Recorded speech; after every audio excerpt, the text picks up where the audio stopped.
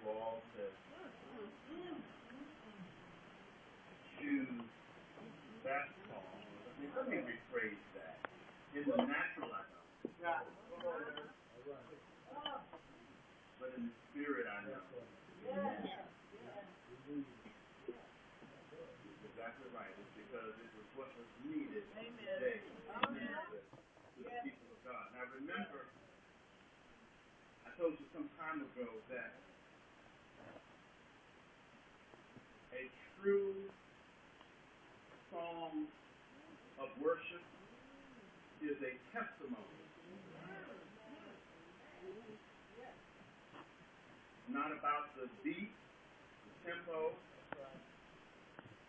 but it is about the words that speak to what is going on in the depths of your soul.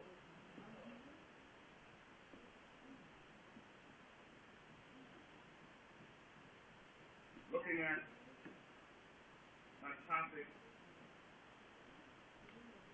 this morning, it's in your bulletin.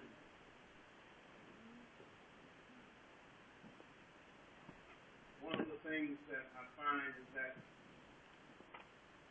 God gives me something and I start wrestling with it and He starts showing me different things, and then as the week goes on, different things will come to me and I'll notice different things, and I'll see sometimes how God is unfolding the message before my eyes by confirming it through the things that I experience. My emphasis verse, of course, is verse 8. And as you look at it on your bulletin, it reads a little different than what I have in my King James Version of the Scripture. I'm going to download the New International Version. I just haven't done that yet. We read it in the New International Version, and in the King James it's a little more graphic because it says in verse 8, if I ascend up into heaven, thou art there. If I make my bed in hell, thou art there. My topic, nowhere to hide. Now just give me a few minutes, and I'm not going to keep you all afternoon. I just want to say what God has given me, and I'm going to take my seat. I'm going back. I'm going to continue to reflect on it. God always knows where you are. And He stays with you if you desire to walk with Him. And we have evidence of His constant watch care. Now there's an old song that came out of slavery. And I used to hear this growing up because one of the things my home church did was they sang a couple of Negro spirituals. And this one had a title called Couldn't Hear Nobody Pray. Oh, y'all heard that too. Way down yonder, by myself, I couldn't hear nobody pray. I don't know if you know, but that song came out of slavery. And if you think about where it came from, the person that probably thought that song up could not probably read or write. And they probably felt totally alone, helpless, defenseless, mistreated, and defeated. Have you ever felt that way? Now, they penned that song and probably looked up and looked around, and there was nobody to help them in their situation. And sometimes you go through situations, there's not a soul on earth that can help you. Your help has to come from somewhere else. And when things go well, you can feel surrounded by support. Now think about it in your own life. Just think about all the high moments that you've had and all the good things that have gone on in your life. Can you really tell that somebody was standing there with you because it was going okay?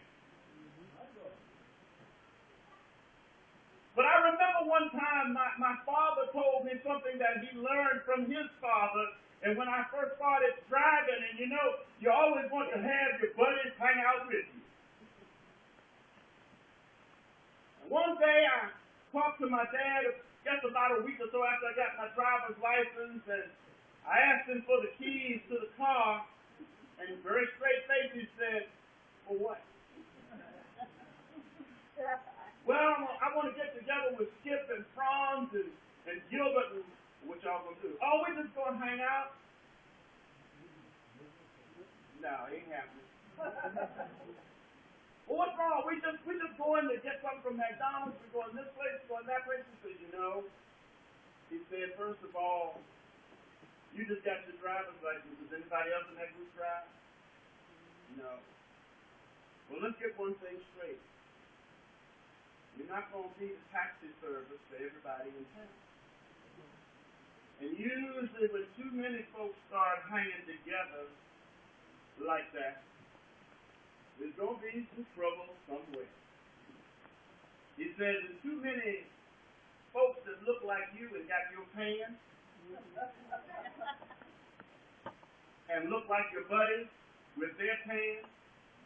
And that's just a red flag to say, Mr. Police Officer, please stop me." So that didn't happen, but my buddies, at that moment, when they realized it was not going to be where we could go ride around in my dad's car, you know what everybody else did? They went home. It was good as long as they thought about that. I had the driver's license and we could get our roll on until my dad said, ain't happening here. And then everybody went home. And you know that happens to us in life. When things are going good, you'll be surrounded by folks. But when you are in the midst of going through, when you're in the midst of dealing with sickness, when you're in the midst of dealing with some stressful situation, look around to see how many folks stand with you. What you'll find is only somebody that's a true believer will stand with you not only when things are going good, but they'll be there with you when you are down and out.